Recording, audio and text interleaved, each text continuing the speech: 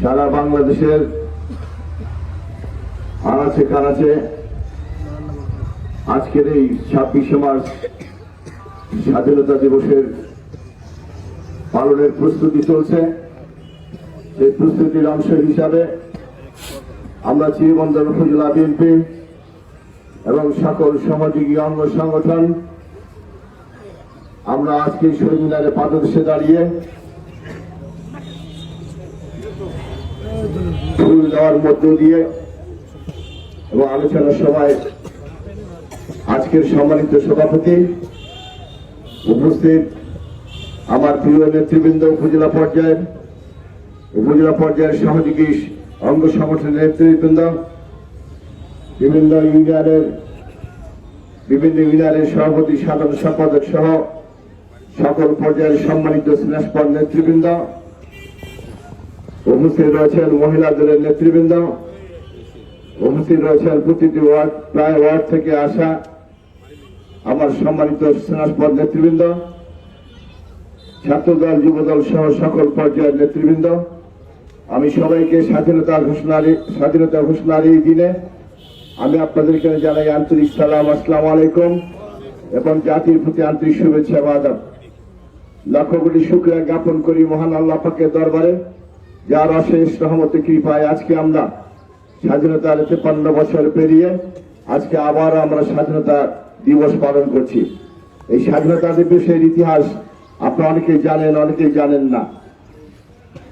আমরা যারা এখানে আছি, যাদের বয়স কম, হয়তো বইয়ে পড়েছি, কিন্তু হয়তো আমরা কি করব এরকম যখন সিদ্ধান্ত তার ভুক্তি ছিল জাতি, সেই মুহূর্তে 1971 সালের 26শে মার্চ কালুঘাট বেতার কেন্দ্র দখল করে যিনি সেদিন প্রথম ঘোষণা করেছিলেন, মহান স্বাধীনতার সিপাহসালার আমাদের বিএনপির শহীদ রাষ্ট্রপতি, প্রতিষ্ঠাতা শহীদ রাষ্ট্রপতি জিয়াউর রহমান সেদিন স্বাধীনতার ঘোষণা দিয়েছিলেন। আমরা মনে করি জিয়াউর রহমানের সেদিন ঘোষণায় আমরা বাংলাদেশের মানুষ উজ্জীবিত হয়েছিলাম।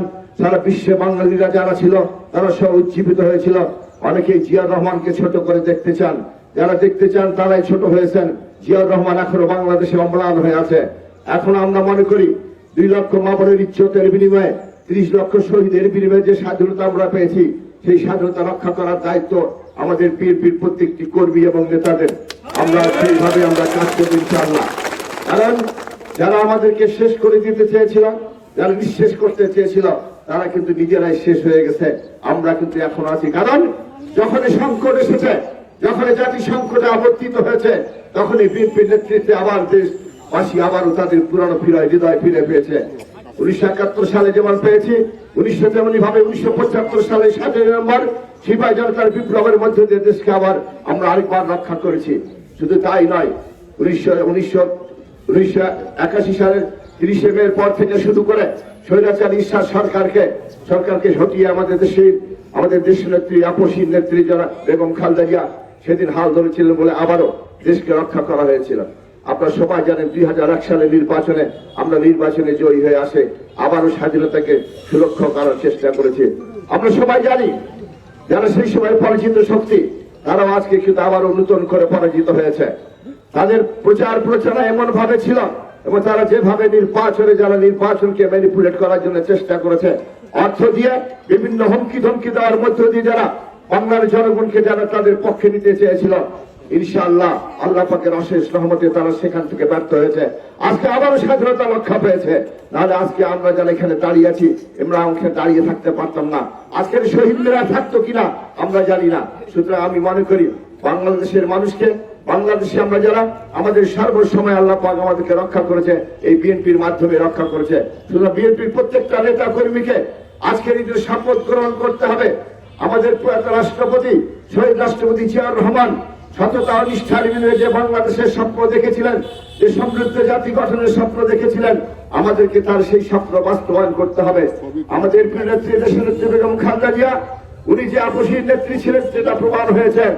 তার মৃত্যুতে বাংলাদেশের মানুষ শুধু সারা বিশ্বের মানুষ কেঁদেছে এবং সবাই সেদিন যারা অংশগ্রহণ করেছে। আমরা মনে করি আমাদের আপসীর নেত্রী, দেশনেত্রী বেগম খালেদা জিয়া আমাদের মাঝে নাই, কিন্তু তার আদর্শ